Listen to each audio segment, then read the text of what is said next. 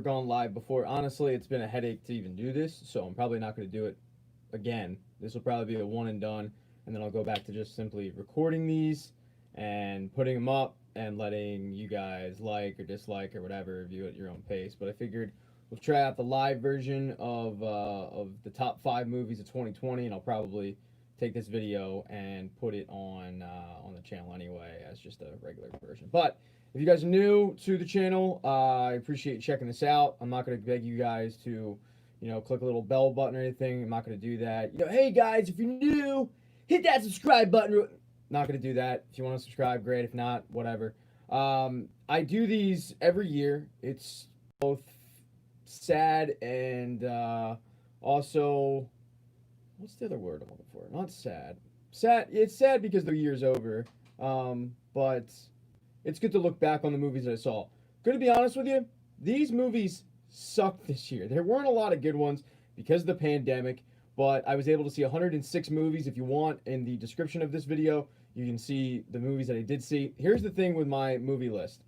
I write down any movie I have never seen before. If I have never seen the movie and I see it in that year, I write it down. So you're gonna see movies in the list like Die Hard, which came out in 1989, and you're gonna be like, yo dude, this came out 31 years ago. Like, what's your deal? I get it.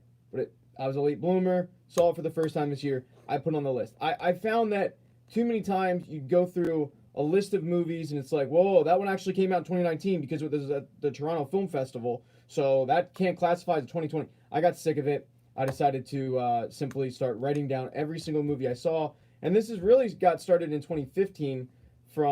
I got sick of the Oscars. The Oscars every year, it was like I would watch the Oscars, I'd get pissed off, and I would sit there and think, okay, well then what was the best movie that I saw that year? But I could never remember in that moment. So I figured, okay, hey, why don't we just start writing them down? And I started in 2015. I think that year was Whiplash. So last year was the first year I put it on the channel, so you can see last year's top 5 best and top 5 worst.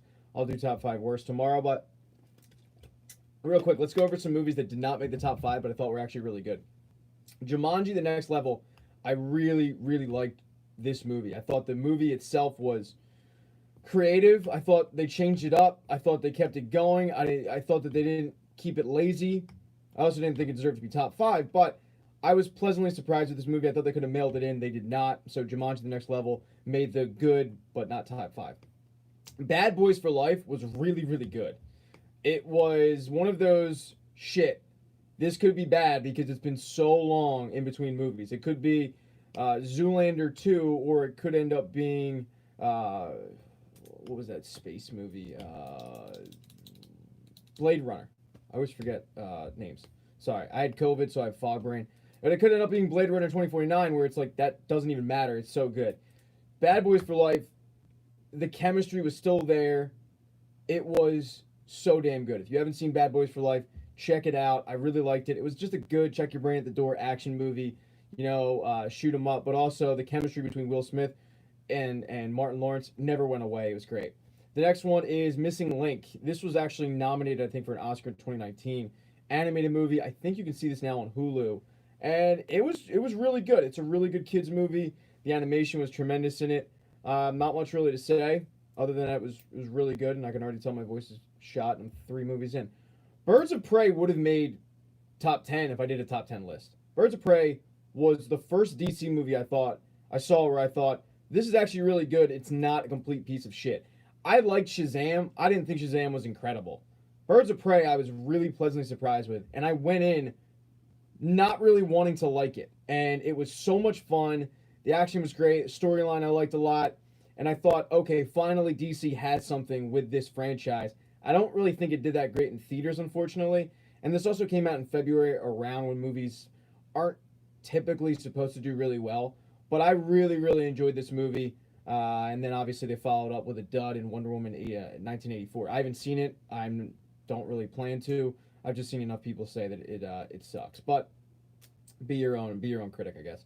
A Beautiful Day in the Neighborhood. This is another one that came out probably a year or 2 years ago. But this is the Tom Hanks, Mr. Rogers movie. Not what I thought at all. I thought this was going to be a straight-up movie about Mr. Rogers, the history of Mr. Rogers. And in fact, it wasn't at all. It was about this magazine writer who was kind of cynical about the world, and he ends up having to interview Mr. Rogers and finds out that Mr. Rogers is actually like as advertised, great guy, and it changes his perspective. And Tom Hanks was phenomenal in this, and it really hits you right in the feels, gets you emotional. So I loved it. I adored this movie, and this was another one that probably would have made top 10. Couldn't put it in the top 5 list though. But we'll move on to The Hunt. I thought when The Hunt switched from a September release to a February release, early March release, I was convinced that this was a marketing gimmick. I was convinced that this was nothing more than to drum up business for a shitty movie. It's Damon Lindelof, who I'm not a fan of. I think Blumhouse did this as well. They usually don't spend a lot of money in their movies, so it's like if their movies don't do too well, it doesn't really matter.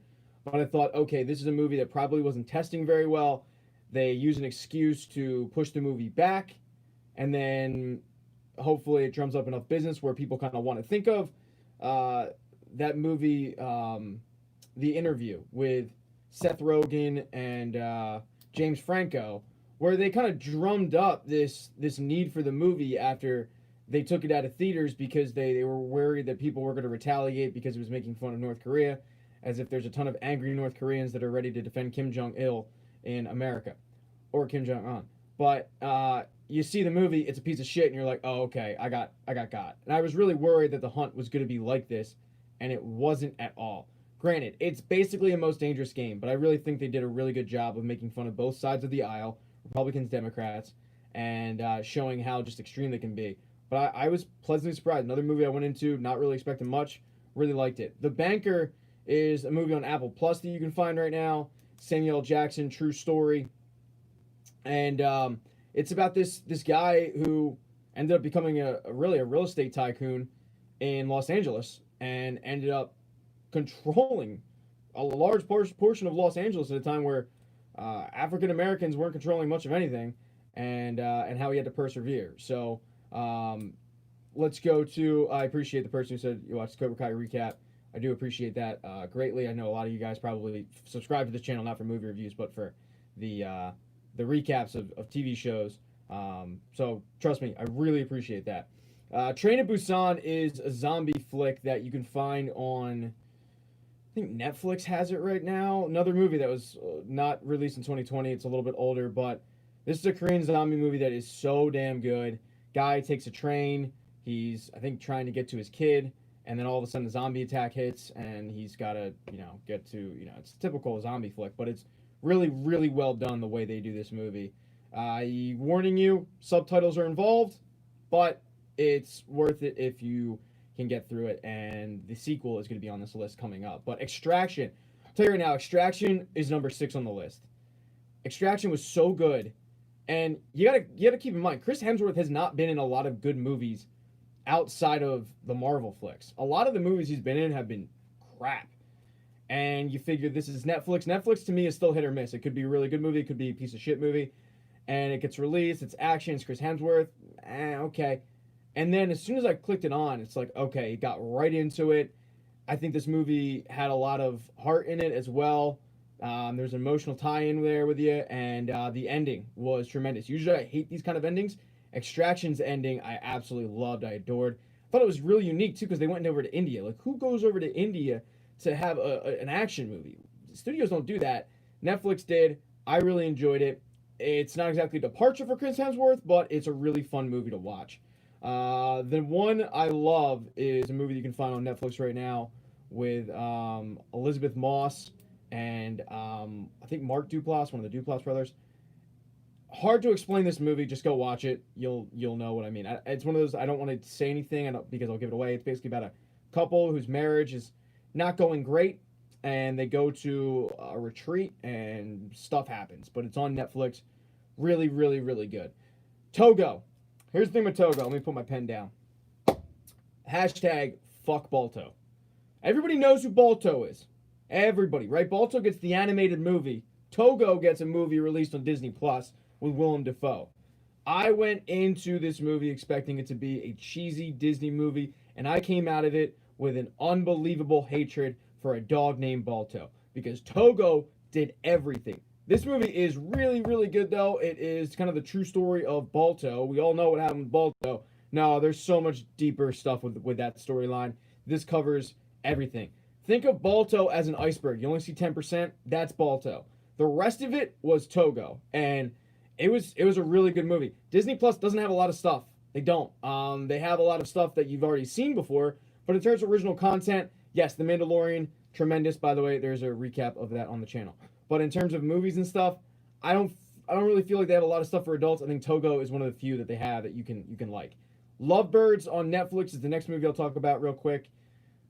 I've had this conversation with my buddy Dan, who I do a podcast with called Scene Invaders, and the comedy to me has really died off because so many people are easily offended nowadays that it's just it's hard to really have a true comedy. How many times have you heard somebody say, "Oh, we could never get away with that in movies today"? And it's sad because some of these movies are great, and some of these movies aren't that old either, like 40-Year-Old Virgin and Superbad and Knocked Up, and obviously Blazing Saddles. You couldn't do any of that today. So some of the quote unquote the classics or the movies from the glory day of at least my generation. I'm 31. I don't want to lie, 31 years old. I'm getting old. But a lot of these movies, because of how soft our generation is and how soft our society is, you couldn't do these movies. It's really hard nowadays to come up with a comedy that is actually funny. And I thought Lovebirds was a really good romantic comedy that you can just put on with a significant other. And Kumail Nanjiani did a tremendous job in this, as did the female whose names I always forget her. I apologize. But look, if you're looking for something to watch with your significant other on a Friday, Saturday, Sunday, Monday night, whatever, and you're kind of torn, this is actually a movie that will make you, at the very least, chuckle. Next movie is Irresistible. It's funny because I just talked about how comedies are dying, and I'm going to name back-to-back comedies. But this is Jon Stewart directed this movie with Steve Carell, Rose Byrne. Steve Carell plays, and I did a review for this on the channel. Steve Carell plays a political analyst who is with Hillary Clinton, thinking Hillary Clinton's going to win by a landslide. He wakes up the next day off a bender realizing, oh shit, she didn't. And he has to figure out, how am I going to rebound from this? We need to start planning this now. And they realize it really had to do with little pockets of the country that they just ignored and didn't go into. And if they could flip those little pockets, they would end up winning the election. So he heads to this little tiny town in Wisconsin to try to flip it because he sees this video of this, impassioned speech from a farmer, and he tries to slowly get this little tiny group to turn Democratic. Rose Byrne plays somebody on the opposite, on the aisle, and it heads into, she comes into town. I'm going to talk about that movie, Palm Springs, real quick. She comes into town, and they have a political battle. But it's really funny. They make fun of the political interviews so well in this movie because Jon Stewart's obviously did The Daily Show. But this is a really, really funny movie. Next one, Hamilton. I wanted to hate Hamilton so bad. So bad. Okay? I don't like Lin-Manuel Miranda. Just going to say it. All right? He's everybody's darling, but something about him, right? It kind of bothers me knowing that there's like the upper crusty 55, 60-year-old woman bopping around thinking she's hip because she's bopping around to the Hamilton soundtrack. So I put this on ready to just hate watch this movie. I couldn't. 20 minutes in, I'm bopping the soundtrack. I'm into it. I still really don't like Lin-Manuel Miranda. He kind of annoys me, but this movie based on a play on Disney Plus, really good. So if you don't think you're gonna like it, look, I didn't either. Okay, but I can't deny what my heart tells me. My heart tells me this is a good movie. Palm Springs. Somebody just asked about that. Loved it. Love Palm Springs. Just doesn't make top 5, but I thought it was a really unique story you can find on Hulu. It's a Hulu original of Andy Samberg basically stuck in Groundhog Day, and he ends up getting linked up with, I forget her name. She was the mother in How I Met Your Mother. Cute. My type. That's beside the point. But I loved it, and I thought it was really well done, and it was interesting. Just doesn't make the top 10. Or top 5, I mean. Next one is Peninsula. I talked about Train to Busan before. Peninsula is the sequel to it. The great thing about doing intimate zombie movies, kind of like they did with The Purge, is you can expand that. You can go out. You can find other people that are dealing with the same thing. And Peninsula did that. They found a group of people who escaped, but they have to go back 4 years later to the city of Busan. They try to get, basically they find out, hey, there's a ton of money in Busan because everyone just abandoned it. They have to try to go get it. It kind of reminded me of a Korean version of Escape from New York or Escape from LA, which John Carpenter movies I love.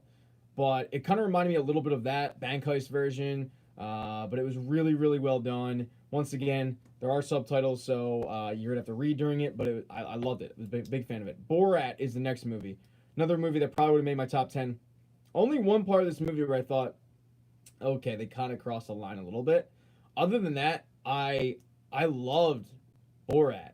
I was worried that he wasn't going to be able to replicate the magic of the first Borat, because the first Borat was a movie that I don't know if I've ever laughed harder in a movie theater at the first Borat.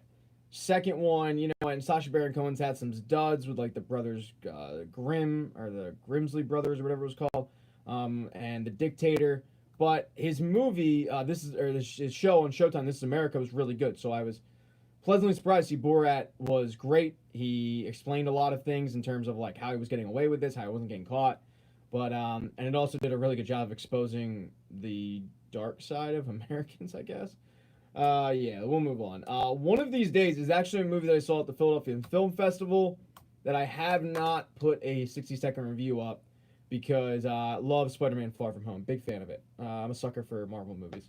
I'll Marvel till I die. I'm not really a guy that's gonna venture off into DC, even though I talked about Birds of Prey, but that's like an outlier. But getting back to One of These Days, movie at the Philly Film Festival that I saw, I've gotten lazy, I haven't put up a 6-second review for it, but this is actually based off a real life contest of people who in a small town who get their name drawn to put their hand on a new truck, and the last one to take the truck off wins.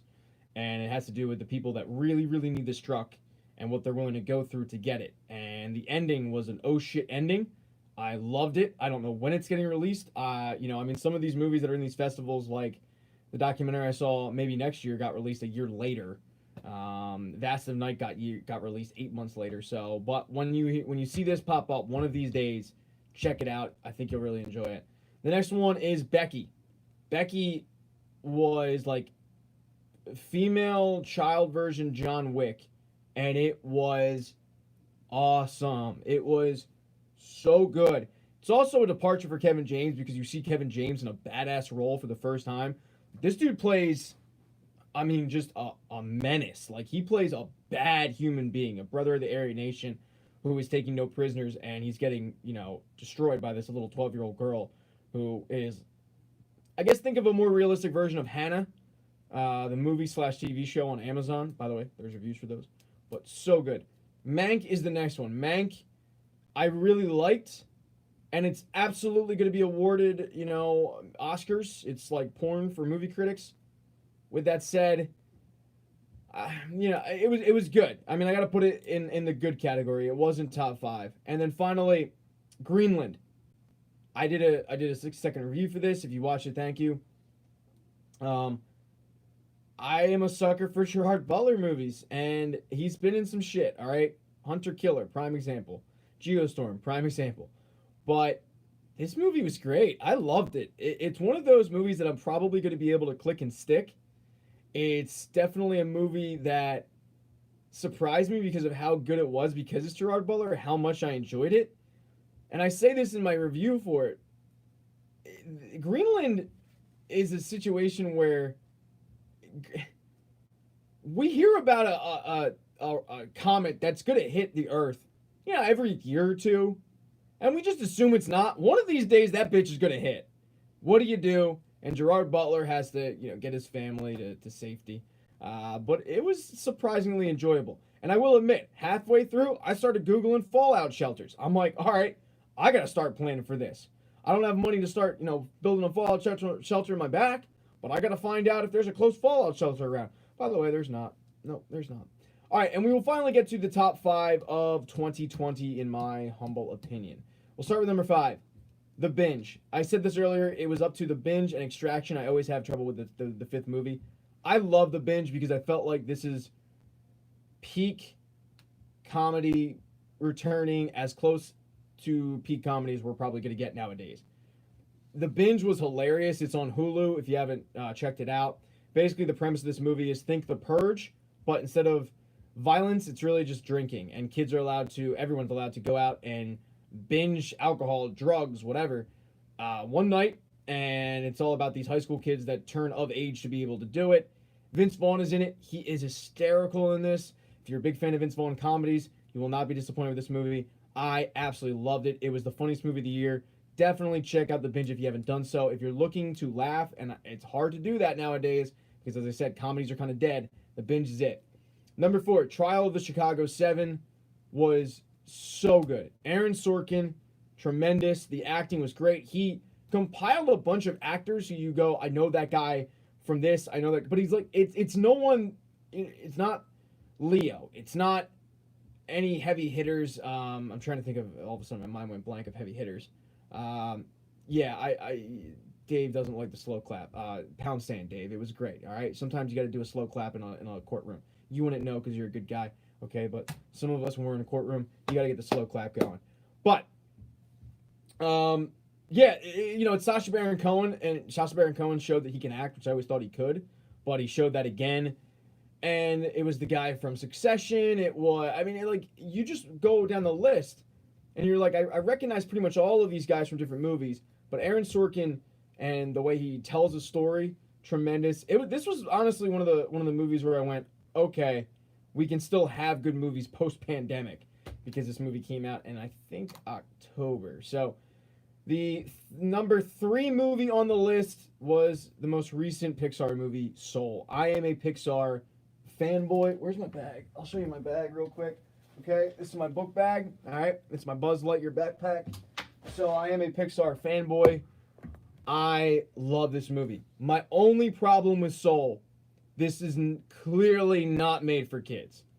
Kids are not going to understand Soul at all. Do I care? No, because I'm a 31-year-old man with a Buzz Lightyear backpack. With that said, I adored this movie so much.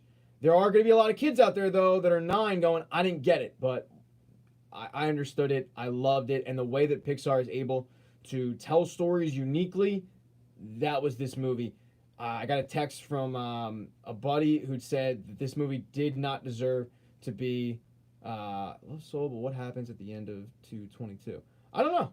I don't know what happens. I think she realizes that she's ready to go live, and she goes and lives. But I was more concerned with Joe personally. But good question. But yeah, my buddy texted me and said, this movie didn't deserve to be on Disney Plus. Couldn't agree more.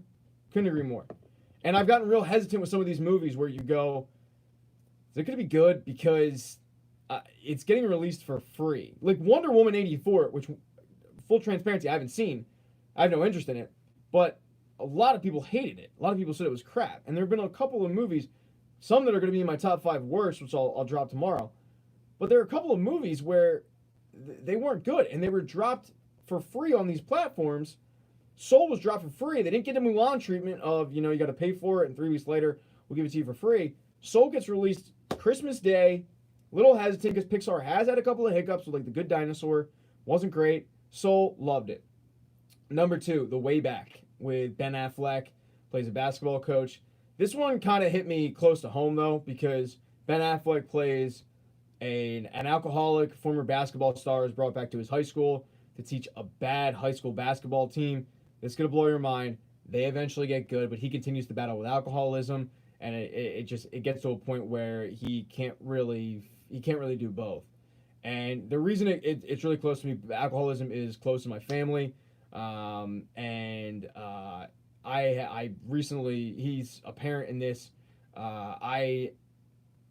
My kid's 2 years old, so as soon as my kid got born, all of a sudden I got real emotional with movies. All of a sudden, like, commercials are getting me emotional and stuff. And I saw this movie a day after seeing Onward, and Onward's a tour de force that we'll talk about. But The Way Back got me with the whole angle of his being a dad, but also alcoholism. So, but I'm a sucker for sports movies too. And this director did the movie Miracle. So if you're a fan of that, you're probably like this. This is Ben Affleck, literally fresh out of rehab. He got out of rehab, and like 2 weeks later, he was on set doing this movie. So, I think it's one of Ben Affleck's better movies. I think he's a good actor. He gets a lot of shit for being Ben Affleck, but I think he was really good in this movie. I don't think this is going to be on anyone else's top 5 list. It's just this one hit me close to home, so that's why I put it on there.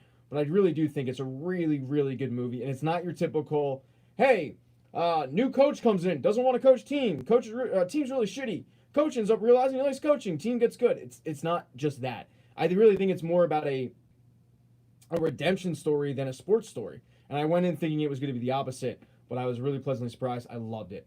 And my number one movie of the year, shouldn't really come as a surprise to people that really know me too well, Onward. I just talked about it. I loved this movie. I loved it so much. I went to go see it twice. And once again, this is another example of being a dad, it's not new now, a kid's 2 years old, but really hit me and hit home about, you start thinking about, your kid growing up and not being with you and what would happen. If you haven't seen Onward, it's on Disney Plus. And I wouldn't say it's the best Pixar movie, but at least for me personally, I adored everything about this movie. I thought it was really creative. I love what they did with it. And the ending really, really got me, where I was close to breaking down the theater. And I walked out, and the girl for the marketing company who hooks us up with movies before they come out, she was like, "Oh, what'd you think of it?" And I was like, I'm a mess because I got a kid at home, and now I just want to go home and hug the kid. And then the next day I see The Way Back, which is, a human version of an emotional tour de force if you're a dad. So, it really, really hit me, and I absolutely loved it. Somebody just asked what I think about him being Batman. I never saw Batman versus Superman because I heard so many bad things, and I honestly, start hitting your thumbs down version for this. Batman versus Superman for me, I don't care about either of those superheroes. As I said, I'm a Marvel ride or die guy. Batman to me was always just a rich dude who wasn't really a superhero. He was just really good at martial arts, and Superman was always too powerful. You combine the two, you get a movie that I don't really give a rat's ass about. I had heard mixed things though, and also he's going through his battles with alcoholism on set. He was kind of checked out, apparently. I did watch Justice League. It was garbage. We all know that. I'm not expecting it to be really any different with the Snyder Cut. And it turns out that he didn't even have a cut. He had talked about the Snyder Cut so long. You're thinking he had it ready to go. You're thinking Zack Snyder, who hasn't really done much since, you're thinking Zack Snyder has this thing at the ready. Because he just kept tweeting nonstop about the Snyder Cut, the Snyder Cut, the Snyder. Turns out, guy finally gets Greenland to do the Snyder Cut for HBO Max, and he's like, yeah, I'm going to need about 9 months to basically do another movie. You just wanted a take two with this. You didn't have a Snyder Cut ready to go. You wanted a take two because you realized your movie was dog shit.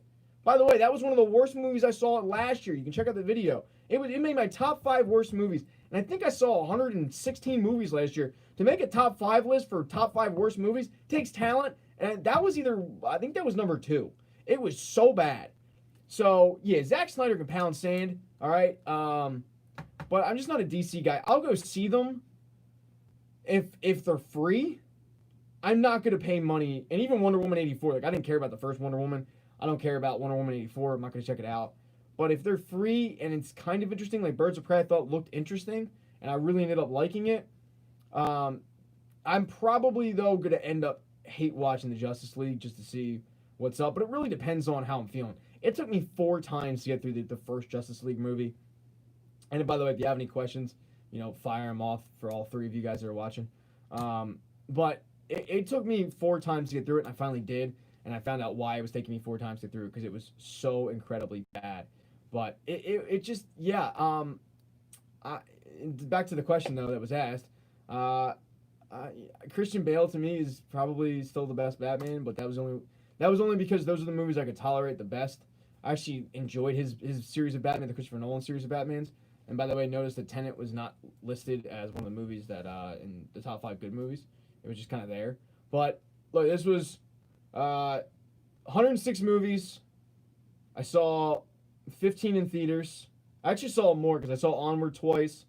I saw what do you think about Iron Man? Oh, spoiler alert, William. Let's do a little spoiler alert there. People haven't seen Endgame. Just kidding, by the way. Everyone's seen Endgame. Um, so I was lucky, it's to this day it's my big regret of running this YouTube channel. No, dude, don't apologize. Big regret of running this running this YouTube channel was for a while I was putting my 60-second movie reviews, those hard hitting Roger Ebert movie reviews that about 5 people watch. I was putting those on Instagram, and that's it, and just leaving them there. And then finally I decided to start putting them up on YouTube, and that's what you guys see today. Sadly, they take me quite a bit because I keep fumbling over words, but I started it 2 weeks or 3 weeks after Endgame, and I had seen Endgame 2 days before it came out. I got an advanced viewing of Endgame. By the way, that was the most powerful I have ever felt in my life. Was walking around knowing that I could, and I'm never gonna ruin any movie for anybody. I hate spoiler alerts, but just realizing that I could Thanos snap, and if anyone pissed me off, I could just tell them the ending of Endgame. Never did it, but it was just one of those powerful trips that I had. I regret though not starting to put these 60-second reviews up earlier because I think it would have done pretty well. I walked out of the theater, and once again, I was pretty close to tears. Never cried in a movie. Closest I've come, it all came actually after I had a kid. Closest I've come was Onward, Endgame, and then Field of Dreams. Oh, and then Collateral Beauty. If you've never seen Collateral Beauty, Will Smith. If you're a parent, whew, that'll get you. But that's the closest I've ever come to crying. And I didn't care about Tony Stark dying at all. I like the character, don't get me wrong, I really do. I like the character of Tony Stark, and I loved what they've done with the Marvel franchise, the way they've brought all of these movies together. I went to go see that movie twice in theaters. I loved it. I know probably a couple of you guys have gone to see it way more than that. But they had to give him a kid. Like they had to make him a dad. And that's what got me. Wasn't the fact he died because we all knew that someone was going to die. It was the fact that they made him a dad. And I'm driving home, and my wife/roommate is next to me in the car because we went together. And the more I talked about it, the more I was getting emotional, thinking about why out of all the characters did they had to give him a family? Like why? We knew that Hawkeye had a family, and I love the way that movie started out. By the way, it's like boom, they're gone, and 5 years later, there was like an audible. I'm sure like with you guys, there was an audible gasp in the theater when it was 5 years later. Like oh shit, like this skipped ahead.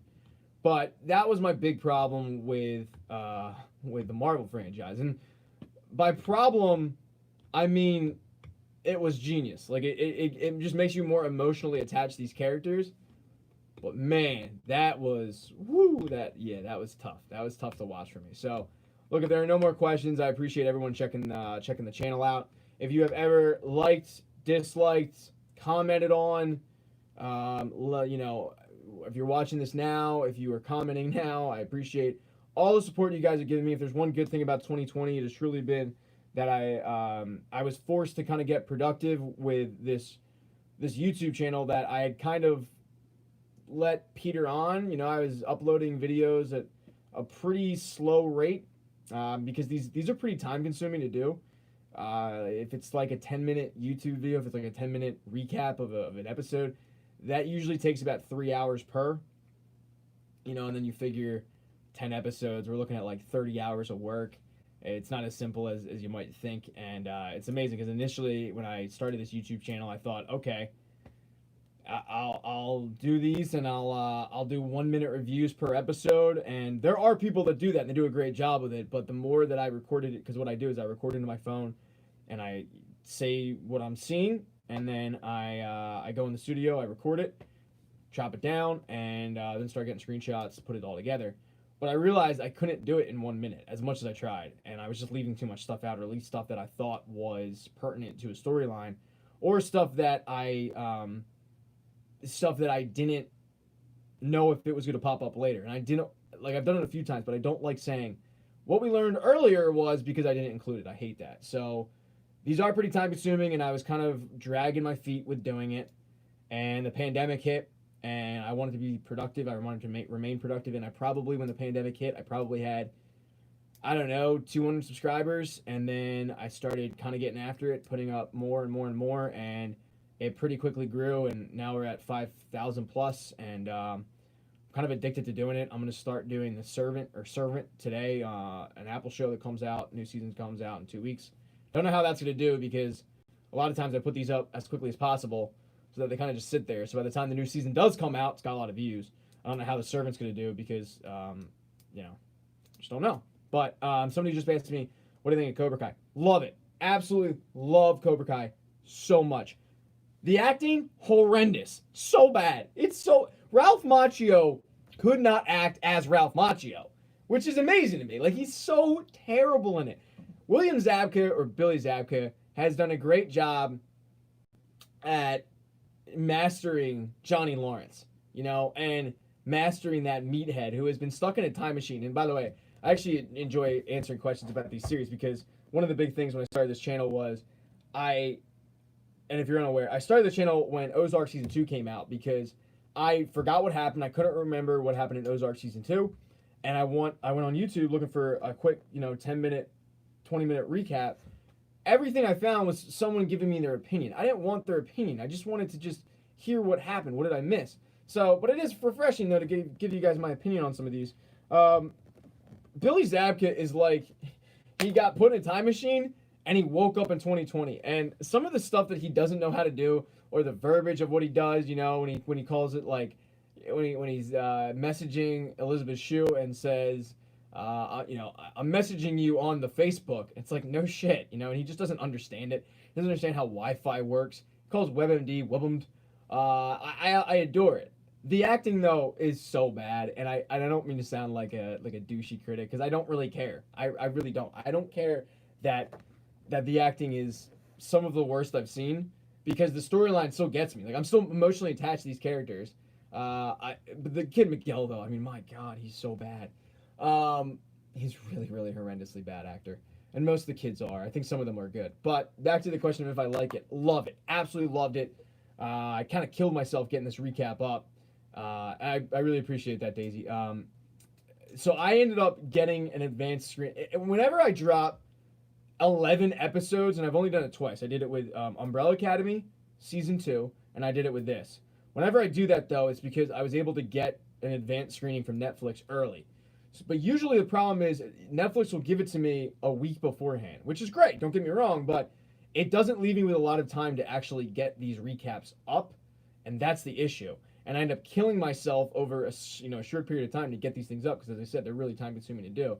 I literally finished Cobra Kai Season 3's recap at 11:40 at night. Granted, it's East Coast time, so I had more time to go because it dropped 3 a.m. on the East Coast, but I literally finished it 11:40 at night.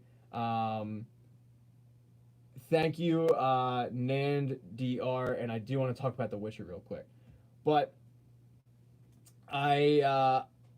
this series was so enjoyable, and I loved every minute of it, and I texted my guy that I know works at Netflix and just said, like, I need more. I need more Season 4. I need to know when Season 4 is today. No one asked me this, but somebody just brought it up. There have been 2 shows that I've recapped that I did not like, that I absolutely couldn't stand and struggled to get through because of the fact that I couldn't stand it. The first was The Witcher. And you know what? And William, that's what they do so good in Cobra Kai, is they leave you with those cliffhangers. What's amazing, though, is, to get back to Cobra Kai, I'm sitting there, like, really, disappointed in these characters that are stupid kids. Now I got some questions. If you listen to my recap of Season 3, where are these kids' parents? Like, they're literally breaking into a house. Where are the parents? I know they're at a golf course or a country club, but I'm really emotionally invested in these kids. And what I love about it is, and I told somebody about this, Cobra Kai is a phenomenal title for the show. The show could have easily be called, oh God, all of a sudden I'm drawing a blank on my fake title for the show. It could have been called, this isn't great because now I can't think of it. This is like fog brain hit me from COVID. I can't think of it. I apologize, and hit the dislike button for that. Do me a favor, hit that dislike real quick and unsubscribe. But it is, I keep trying to think of it. It's a series where somebody did it the thumbs down button. How do I describe it? I can't believe I can't remember this. Miscommunication. There it is. It's beautifully straight up a miscommunication. Like, it's all it is. It's just, you can see both sides of it. I kept hearing from people that Cobra Kai was Daniel's the bad guy. I don't think Daniel is the bad guy. Yeah, he's a jerk, but so is Johnny. Like, they're both jerks because they don't like each other. And when you're around somebody you don't like, you're not really going to be pleasant with them. But I see both sides of the argument from both of them, and I find myself sitting there going a lot of times going, if they just sat down and talked about this, like, this is just straight up a situation of just pure miscommunication. I love the show. But The Witcher, real quick, I wasn't a fan of at all until the last 3 episodes. And I was like whoever commented and said that they didn't really understand it. I was like you. I didn't really understand it either. I had trouble with it big time.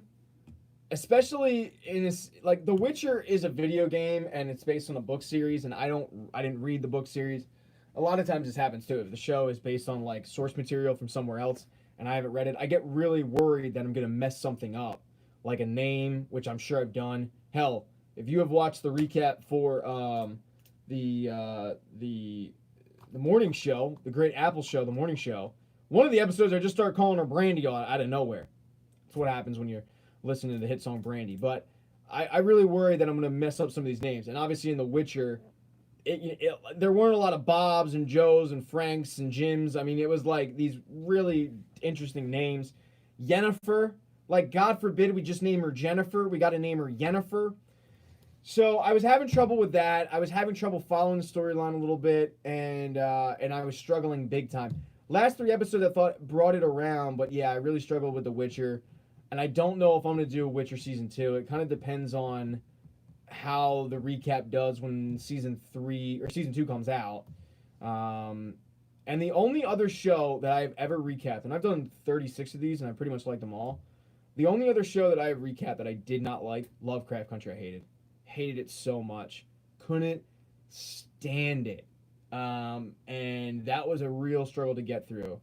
And I find that a lot of these recaps, and especially that one was the longest one I've ever done. And it's not like I'm doing this intentionally, people, because I know a lot of people will comment on these and be like, really? They're like an hour plus? Like, I mean, look, if you want one that's 10 minutes long, just get ready to sit there and go, who the hell's this guy when the new season comes out, because you're not going to remember.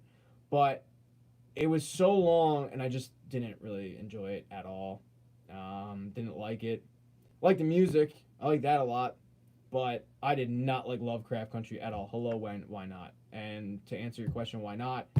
I don't know. I had high hopes for it. It was HBO. HBO does a lot of good stuff. I just could not get into it. The Mandalorian has a fake Luke Skywalker. I thought he was Mark Hamill's son. You know what's funny about that? He popped up. Spoiler alert for anybody who hasn't seen The Mandalorian Season 2 yet.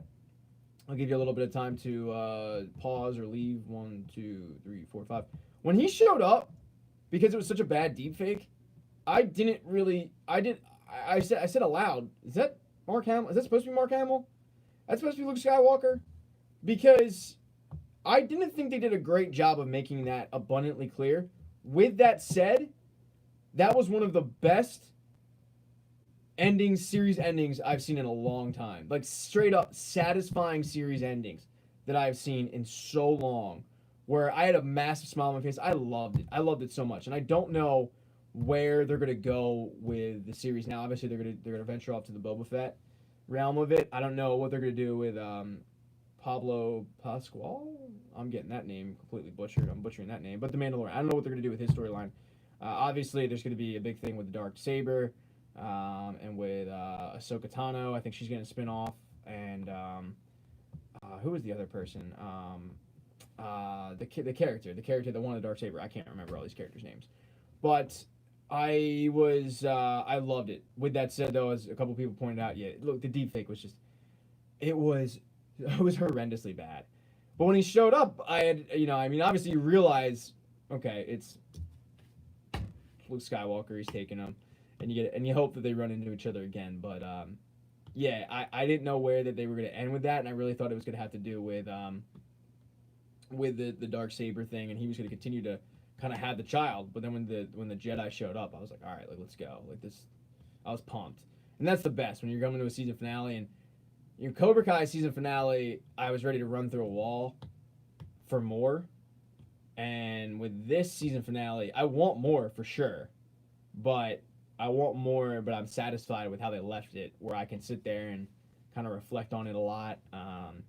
And kudos to Jon Favreau, you idiot. Kudos to Jon Favreau, who has done a tremendous job of bringing so many universes together. Like, who would have thought? You know, I mean, this guy created Elf. He didn't create Elf, but he directed Elf. Really messed up because I watched The Mandalorian without watching the Star Wars movie. No, I don't think you did. I don't think you did at all. I don't think you need, like, yes, there were some stuff in The Mandalorian that you would only know if you had watched the movies. But I don't think it was a situation where you needed to know about Boba Fett. Like, does it help? Yeah, okay, I guess it helps. But really, Boba Fett showing up was for the nerds that get geeked out over this stuff. And by the way, I can say it because I'm a nerd.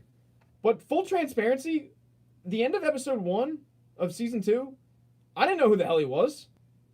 But then obviously you hop on Facebook and everyone's ruining it for you, so you figure it out pretty quick. But I just thought it was, I actually recorded it into my phone, some random dude with a scar on his face. Because I love Star Wars movies. I should say I like Star Wars movies. But I'm not like, you know, I don't have a Jedi tattoo. I'm not, I mean, I go to watch every one of them in theaters, I should say. But I'm not going to see it multiple times. I'm not showing up day of, dressed up. You know, but the characters I'm familiar with. The Mandalorian, though, there's another example of, I'm so worried about getting names wrong of planets and this and that, and that you know you're going to piss off those diehard fans. Like, as soon as they hear you mess up one little name, right? As soon as they hear you say, instead of Ahsoka Tano, boom, like thumbs down, you suck, it's Ahsoka Tano, how did you not know? I don't know, because, you know, like, I'm busy living my life, but, so I get really worried about that. I have to go back, I have to, you know, listen to it, but it was so satisfying. Couple of things that are coming out soon. Snowpiercer, Season 2 on TNT. I am very hesitant with, like, cable shows that aren't HBO, Showtime, all that. I am really concerned with how they're going to be. You know, it's just like, how, they leave a lot out. Rise of Skywalker, what did you think about the end? Didn't like any of them. Thought they were all bad. Part of it, honestly, was I don't like Kylo Ren. I've come around on the actor, but I thought his character was just a perpetuant whiny bitch, and I couldn't stand him. But, yeah, I wasn't a fan. I thought they were bad. I got a lot of heat for that, because I did a 60-second review on that. I got a lot of heat for that one. I'm not liking, because once again, what's funny to me is I'm very fortunate. I get to see a lot of movies before they come out. It's just why a lot of, you know, if you look at my list, like a lot of them I've seen for free. Very fortunate in that regard. But I put these 60-second movie reviews out. I try not to take myself too seriously with these, and I'll explain, you know, what I saw in the first 30 seconds and then what I thought of it. And a lot of times I love when people go, that's not a movie review, that's a synopsis. Like, no, dipshit. The first 30 seconds was the synopsis. What I actually thought of it, that's the movie review. But some of these I will see beforehand, and I'll put it out. And then what happens is you get people that just hit thumbs down. They haven't even seen the movie. They're just mad that I'm telling them that I didn't like it. Cracks me. Like, that happened with Once Upon a Time in Hollywood. I had every slapdick Tarantino fan coming at me. And I'm like, you haven't even seen the movie. I just watched it. It's not that good. It's too long. It's like 55 minutes too long. Sorry. But, you know, I mean, that has like 45 thumbs down in the comments. That was the first one where I said, you know what? I'm done reading comments. I'm done. Every once in a while, I'll take a peek. But, you know, what's funny? What I just saw, it's on my list. I just saw the third Back to the Future this year. It was on Netflix. Never saw it. Decided to watch it. Yeah, it was all right. They're fun, though. Robert Zemeckis he's a good director. I watched The Polar Express over the holidays with my kid. Love that movie. Good movie. Yeah, they're good. They're good movies. And by the way, that's a movie that I hope they never remake. But where was I going with this? Oh, shows that are coming out. Snowpiercer season 2 comes out. It's on TNT. I love the movie Snowpiercer. Bong Joon-ho is the director. He did Parasite, the movie that won. Have you watched Shutter Island? Did not like it, but I only watched it once, and I watched it in theaters. I just didn't like the ending, and I'm a big fan of Scorsese, big fan of his work. Love Leo, too. He's one of my favorite actors. And I just remember going, like, this was dumb. And I need to go back and revisit it because a lot of people love it. Maybe I just wasn't in the right headspace, or I was a stupid young 19-year-old kid who thought he knew everything. Now I'm just an older 31-year-old kid who thinks he knows everything. But I need to go revisit it. It definitely was not as bad as Silence, the other Martin Scorsese movie I can think of, which was bad. I hated Silence so much. It was terrible.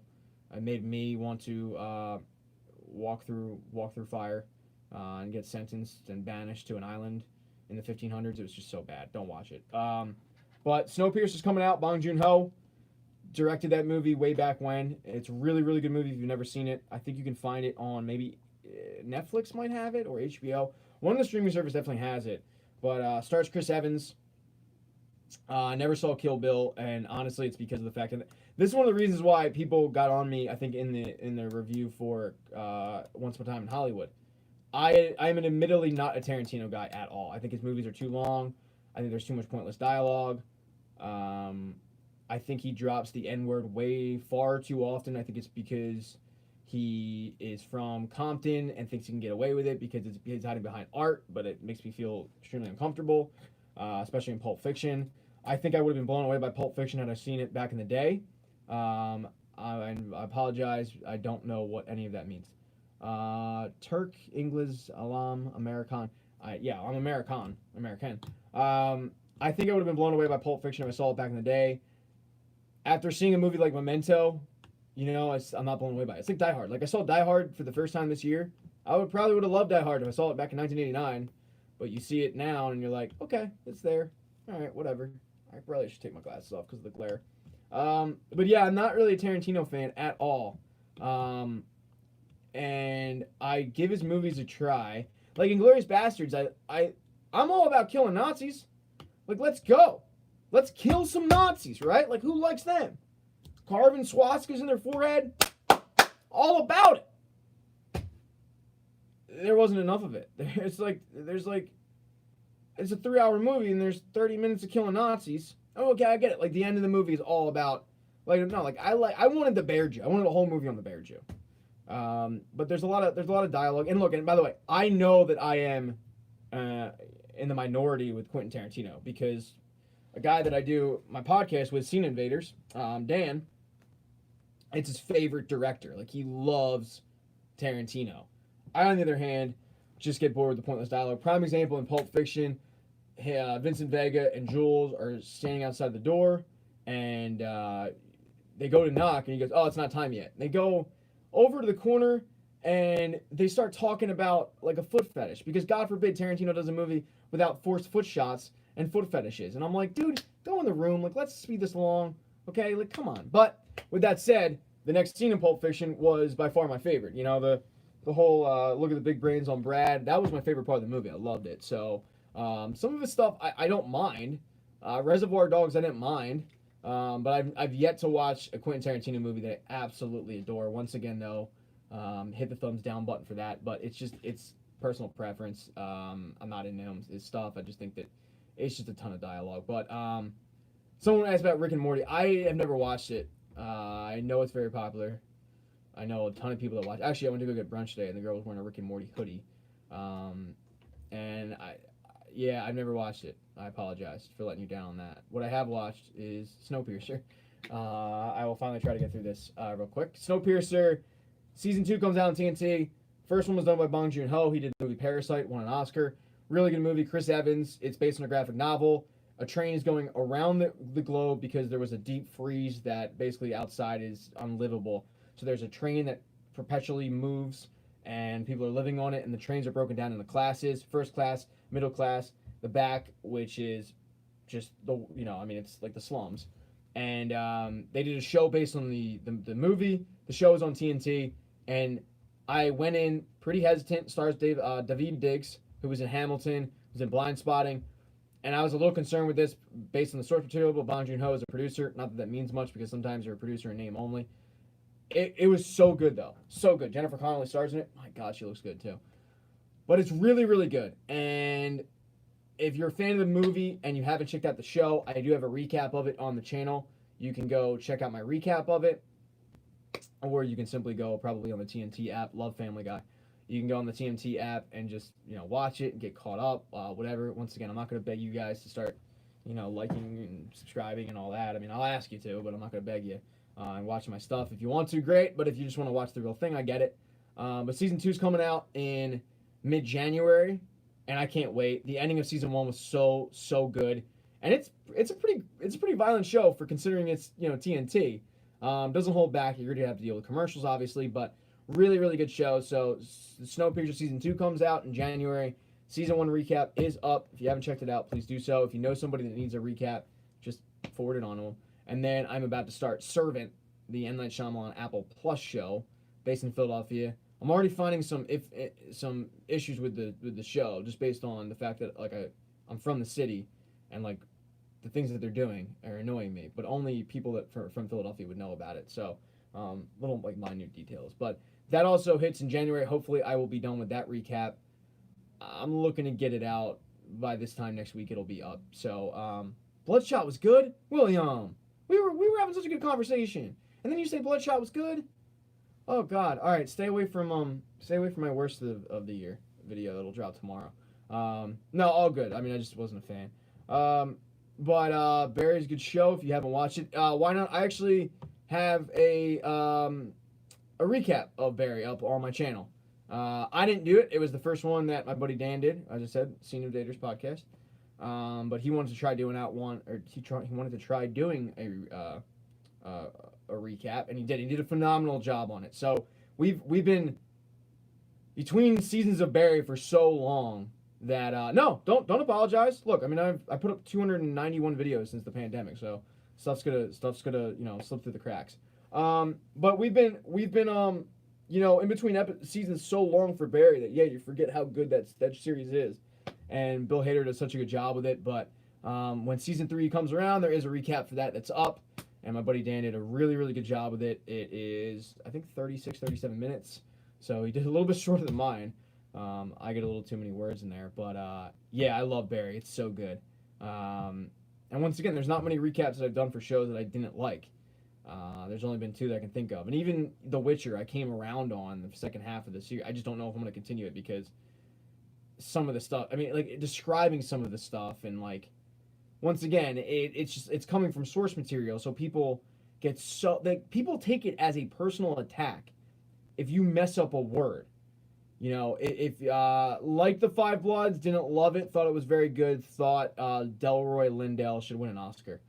But people take it if you mess up, dude, it's not a dragon, it's a mythical Mamba Field, and you're like, what the world is a mythical Mamba Field? That's not a real thing. But little do you know, it's from the book, and you didn't know because Pat, you can't read. That's me. I'm Pat. So people take it as a personal attack, and then all of a sudden, thumbs down start hitting, and my feelings get hurt. So I just don't know if I'm gonna continue doing The Witcher when it comes out. Rest in peace, Chadwick. Chadwick Boseman played Floyd Little in the movie The Express. Phenomenal movie. I'm a big sports guy. Phenomenal movie about Ernie Davis, the running back from Syracuse. And Chadwick Boseman played Floyd Little, the NFL Hall of Famer, who unfortunately passed away today. So kind of all comes full circle. Chad Boseman passed away. That was one that just, man, that hit me. That hit me hard. And I went to go see 42 when it got released in theaters. And it was cool because I was the only one in the theater when I saw it. So it was great because I was throwing out dialogue. I was doing it as in real time, and I wasn't interrupting anybody, which was tremendous. It's always good when you go to a movie theater and you're the only one in there because you're I could sit in here with no pants on. No one's gonna know. But I went and all the money went to colon cancer. Who knew? That was one that hit me because it just came out of left field. I mean, no one knew, and all of a sudden it's Chadwick Boseman's dead, and you're that just, it sucks, man. It really sucks. And it sounds cheesy in a way, but the impact that he made by just playing Black Panther to so many people, like, it gets you. Like, when you see the videos of him hiding behind the Black Panther poster and people are telling the camera how much that movie means to them, and then he comes out, and I've heard from people too that he, like, people that met him, that he was a really good guy. Like, he was really down to earth. He was like some of these actors, you meet them and you're like, you're a dick.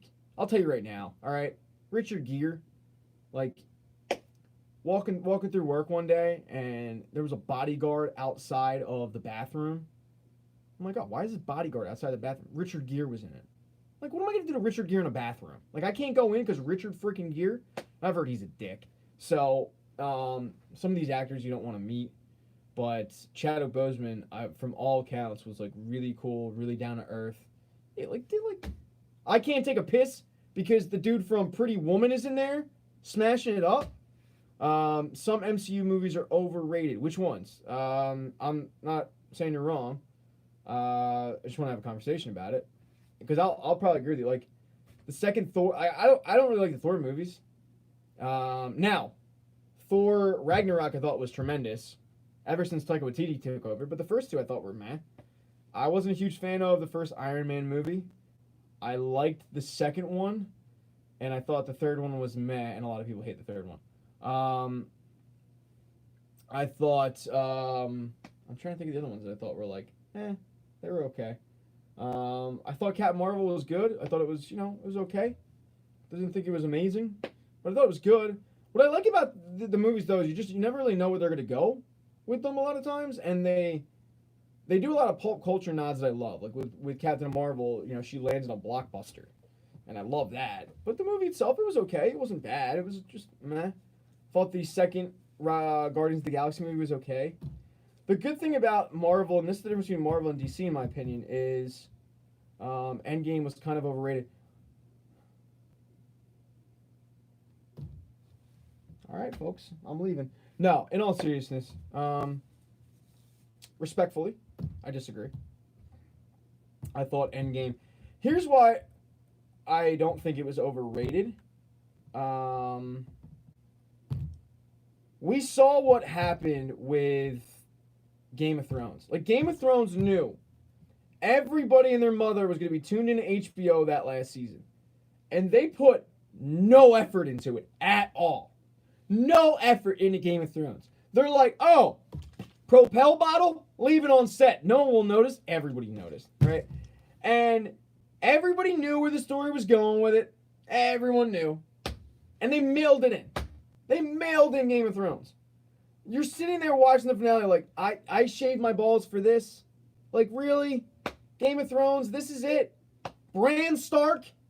I'm supposed to believe in a show that has dragons and smoke monsters, people coming back from the dead, White Walkers, right? And women walking through fire. I'm supposed to believe in that kind of show. That this dude falls 3 stories and can never walk again. And he's the most powerful guy. He gets the crown at the end. No. Not buying it. So I am so mad at Benioff and DB Wise for mailing that in. And Kevin Feige and Marvel could have done the same thing. And they didn't. They didn't mail it in at all. And I felt like they gave us, we didn't get anything good from the Night King. Yeah, look, my thing with the Night King, and I had a couple people be like, it was rushed. My retort to it would be, what did you expect when they started the Battle of Winterfell? Because it was really only one way it was going to end.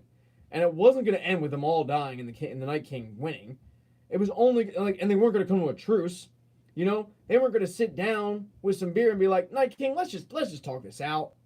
Like, I'm sure we can come up with an agreement here. It had to end with the Night King dying. Unfortunately, I agree. I would like a Night King spin-off, more of the backstory of what happened with him.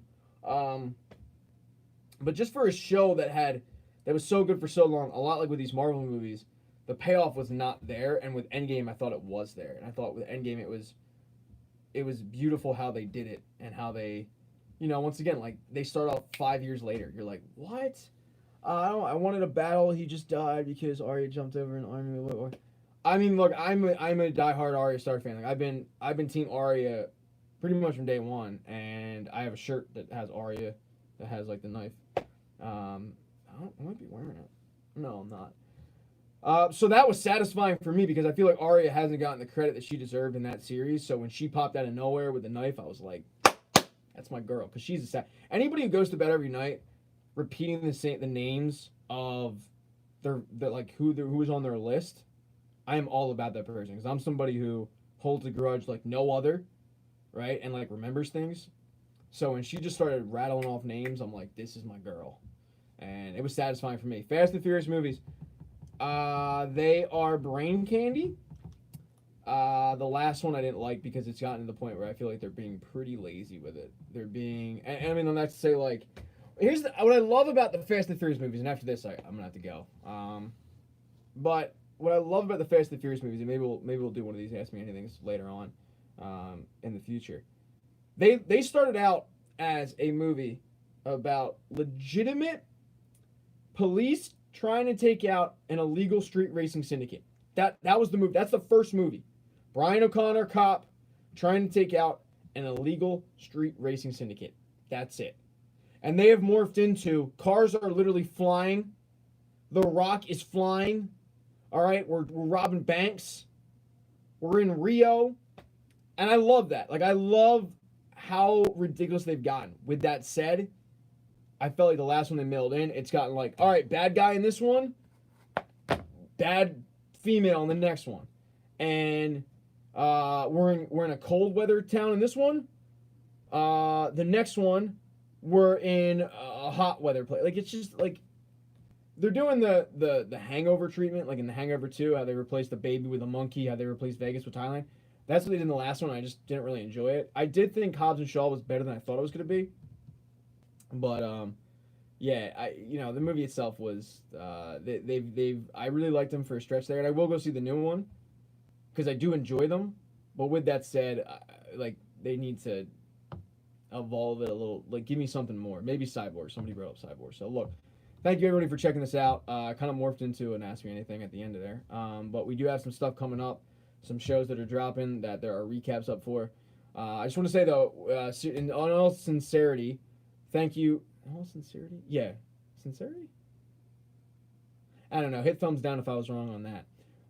Thank you for checking out my channel. Thank you for supporting it, for subscribing, for watching this, for hitting thumbs ups, for even hitting thumbs down, for commenting, and for most importantly, thank you for letting those ads run, because I got bills to pay. And that's the one thing. Everybody will sit there and be like, yeah, hit that bell button, hit that subscribe button. No. All we care about is the ads running. That's it. All right, because that's how we get paid. All right, no other YouTube channel will tell you that. I will, okay? That's how we get paid, letting those ads run. So thank you for doing that if you have. If you skipped an ad, that's fine. I don't blame you. I do it too on my free time. But yeah, I do appreciate all the support. It's been kind of overwhelming this year. It was one of the few positive things that happened in 2020 for me was, the channel kind of blew up, and there are a lot of positive comments out there. I miss a lot of them because I just stay away from comment sections because, as I say at the end of every single recap, they're a cesspool, and the one nasty comment will usually hurt my feelings, make me feel bad, but I do appreciate everybody out there who has ever checked out a video or shared anything or you get the point. You can find me on Twitter at @the_recaps. If you ever have a question, a concern, a comment, whatever, you can hit me up on Twitter. You can tell me I suck there. That would be great. But in the meantime, thank you so much for checking this out. I'm sure we'll do this again because I didn't plan on going 70 minutes, but it ended up being that way. And then, as I said, it kind of morphed into an Ask Me Anything. But, yeah, just make sure to, continue to, no problem. Continue to, I guess, check out my stuff or not, whatever. Do you. All right, I'm not going to lose sleep over it. But it would be cool if you did. And thanks so much. And I don't know how I end this. I guess I press the X? I don't know. First timer. Let's try to press the X. Are you sure you want to